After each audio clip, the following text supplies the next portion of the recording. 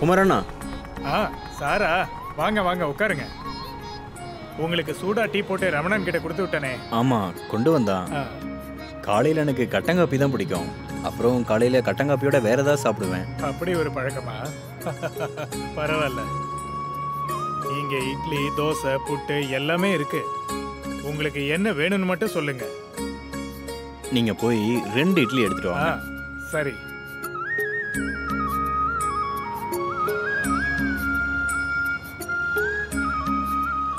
என்ன கடையில் ஆளையே காணோம்? வருவாங்க. விடிய காலை 5 மணிக்கெல்லாம் வேலைய ஆரம்பிச்சிருவேன். பிஸ்னஸ் நல்லா போகுது.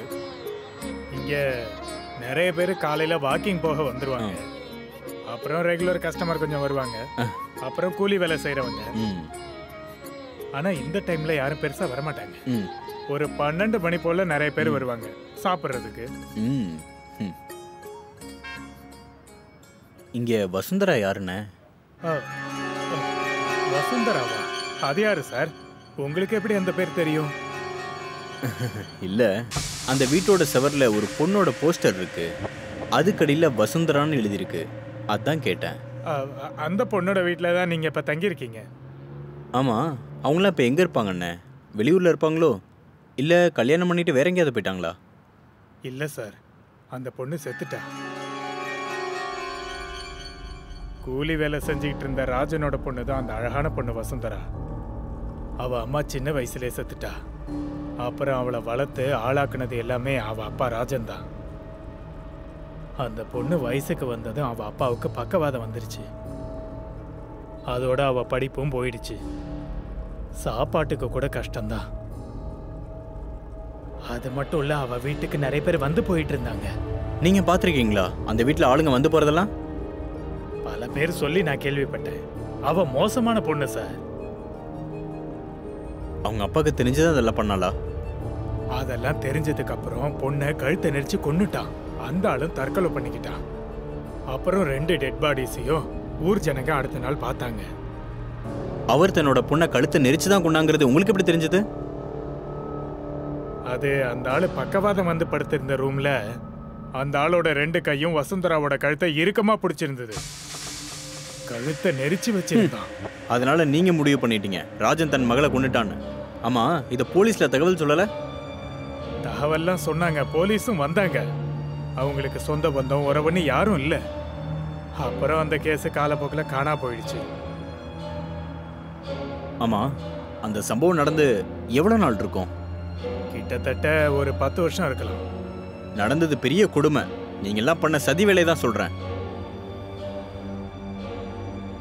ஒரு பேய் குடியிருக்கிற வீட்டுல தானே நீங்களா போய் என்ன தங்க வச்சிருக்கீங்க? ரொம்ப நன்றிண்ணே. அந்த வீட்டுல ஏதாவது உங்களுக்கு பிரச்சனை? அப்படிலாம் ஒண்ணும் இல்ல. அப்படியே எதுவும் பிரச்சனை வந்தாலும் வசுந்தரா என்ன ஒண்ணும் பண்ண மாட்டா. காரணம், நான் ஒரு அப்பாவின்னு அவளுக்கு நல்லா தெரியும். எவ்வளோண்ணா? 35 ரூபாய். இந்தாங்க.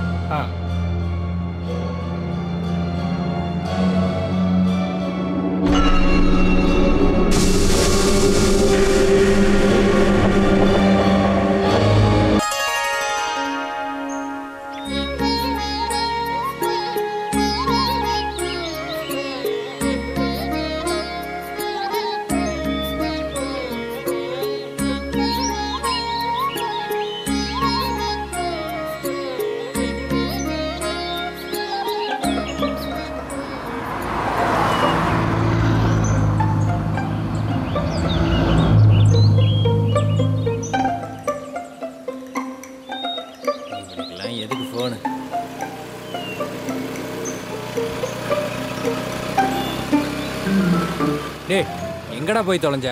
எவ்வளோ நேரமா கால் பண்றேன்? நான் அந்த பக்கம் தான்டா இருந்தேன். நான் எவ்வளோ நேரமா வெயிட் பண்றேன் தெரியுமா? நம்ம ஒன்று வாங்கணும். வாங்கிடுவோம், பிரச்சனை இல்லை, வாங்கிடலாம். என்கிட்ட ஒரு 200 ரூபா இருக்கு. சைட் டிஷ் வாங்க வேணாமா?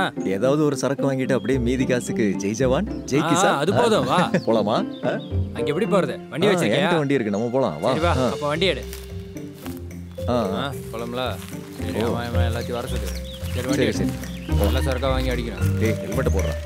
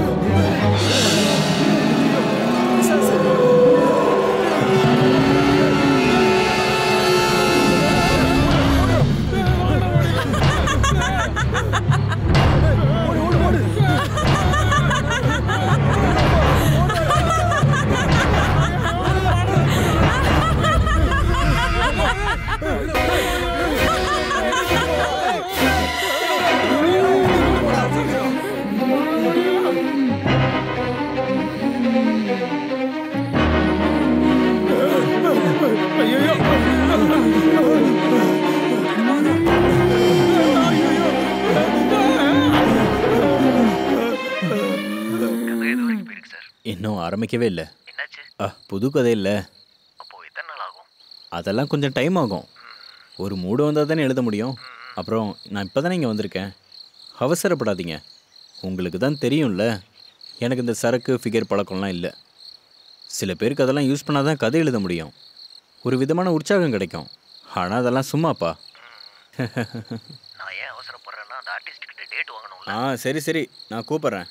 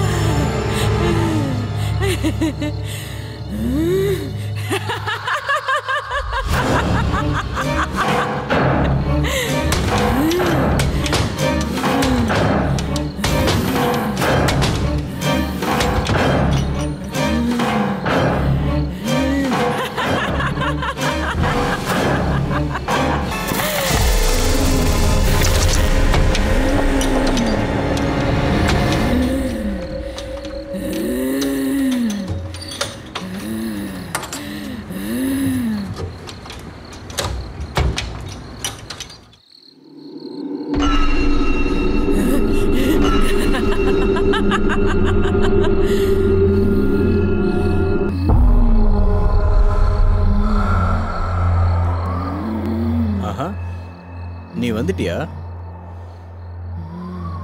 நான் வசுந்தரா கிட்ட ஒரு விஷயம் பேசணுமே.